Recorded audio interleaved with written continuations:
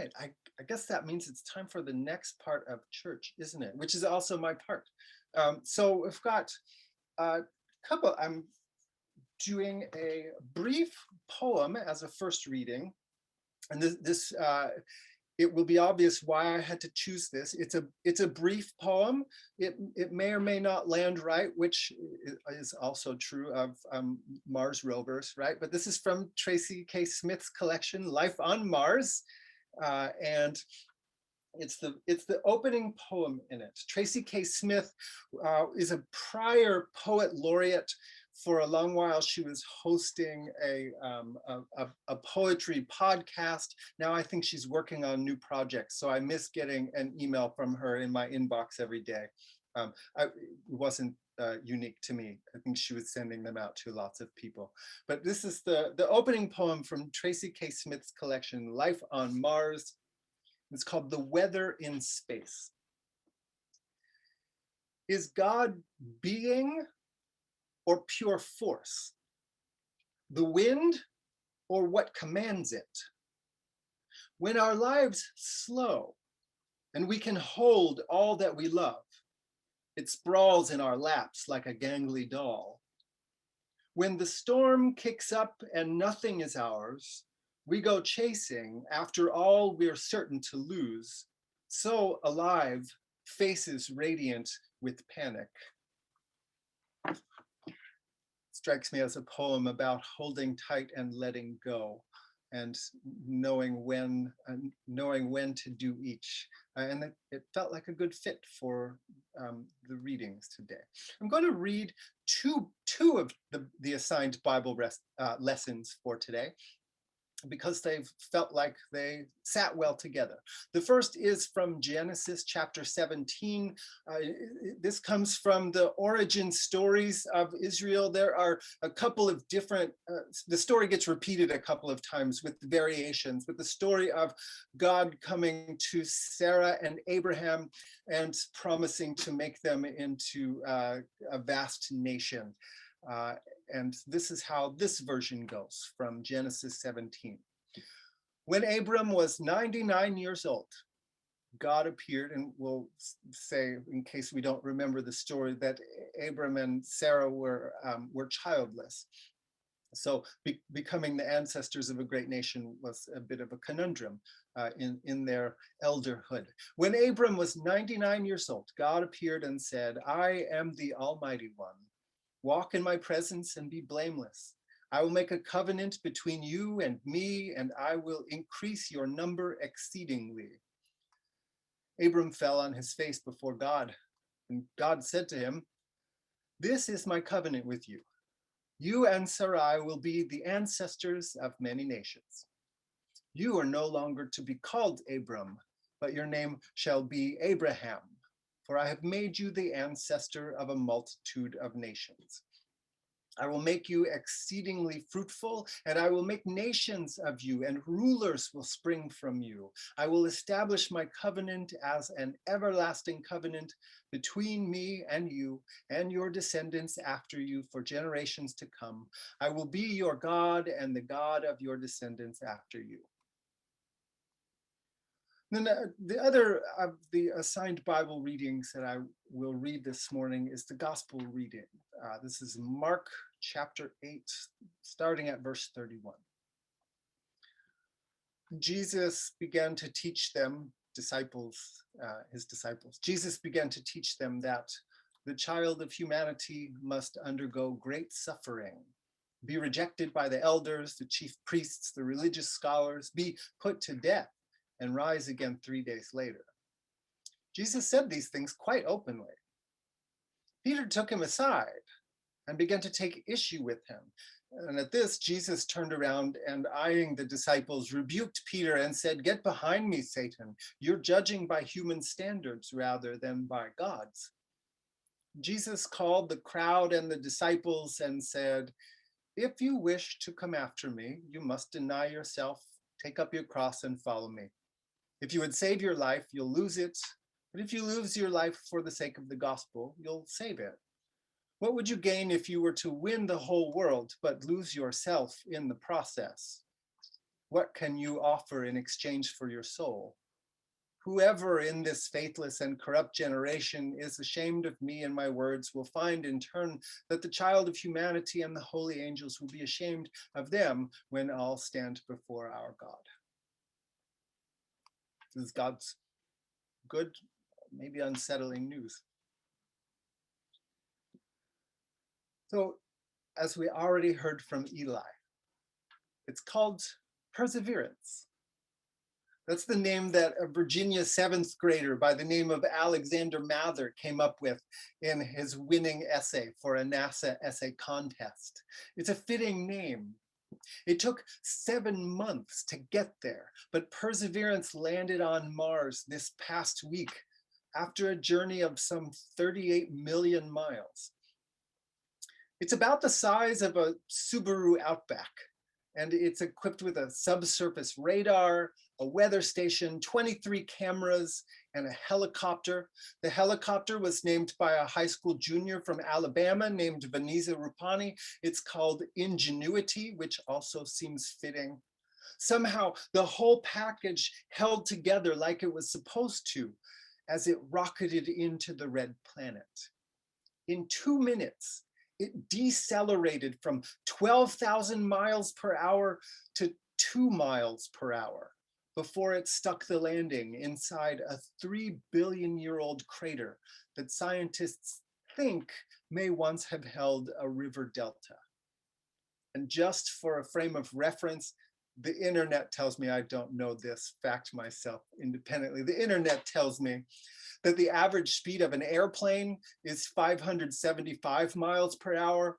So Perseverance went from more than 20 times as fast as an airplane down to the speed of a very leisurely stroll in 2 minutes. You wouldn't want your face pressed up against the windshield for that ride. I will confess to a little bit of Luddite cynicism. This is a $3 billion venture. And we have so many this worldly problems that could be addressed with that funding. We seem to be looking for an escape from this planet rather than looking for ways of healing it. And do we really need to keep putting our garbage on whole other planets? Isn't our very own floating trash island enough? But I'm not only cynical, and not that cynical. Mostly what I am is in awe. The photos are stunning, not because they're of a landscape that is beautiful in the way that we tend to think of beautiful landscapes. It hasn't rained on Mars for a few billion years. It's a lot of rock and dust, and the windstorms would probably scour the flesh off your bones in the time it took you to offer an Ash Wednesday prayer about being dust, and to dust you will return. But they are photos on another planet and are broadcast back here across a distance that my mind can't even compute. They're photos of a rock that came into being through the same cosmic processes that gave us the rock we're spinning on, that gave us our very selves. It's breathtaking. Part of what Perseverance is after is the question of whether Mars ever sustained life. Not the take me to your leader sort of life from 1950s sci-fi movies, but simple forms of microbial life. One of its jobs will be to drill for core samples in rocks and soils that seem like they might yield clues. It will collect its samples and then nothing. It will set them aside. It will wait. Because so far, the plan has been to get there and collect them. As of now, the next step is not entirely known. At least that's what I gathered from the Inquirer article this week that said the samples will be set aside with the hope that a future mission will retrieve them for analysis. A 7-month journey and a fact-finding mission that will end ultimately with a dead battery. Now that is a parable, if ever I have heard one. Listen, and I will tell you a story. A team of people worked on a massive project that had no guarantee of succeeding on its own terms. And they did so knowing that succeeding on its own terms would mean that it was unfinished. So they went about gathering rocks and dirt that they would never see with their own eyes or touch with their own hands. And they hoped that sometime some other team, which who knows, maybe would include some of this team, would figure out how to collect and analyze the rocks and the dirt. Let those who have ears to hear listen. In some ways, this story of perseverance reads like an ancient story of the future. It's a future story because it's interplanetary and open-ended, but it holds some resonance with the ancient stories of the Bible. In today's Hebrew Bible reading, God appears to Abram to reiterate a covenant. It's part of Israel's origin story that God shows up with promises that childless and elderly Abram and Sarai will be the forebears of nations that bless the earth. In this telling of it, the couple receives new names, Sarai to Sarah, Abram to Abraham, which in the ancient world was a way of signaling a new status. God approaches Abram and says, from now on, you will be called Abraham. Abram and Abraham mean very similar things, just like Sarai and Sarah are similar. They're both variants of princess. For Abraham, the root is about ancestors. Abram to Abraham is a change from exalted ancestor, which remember again, an elderly childless person holding this name, but it's a change from exalted ancestor to ancestor of multitudes. Maybe it's an intensification, or maybe it's mostly significant because of the symbolism of having a new status.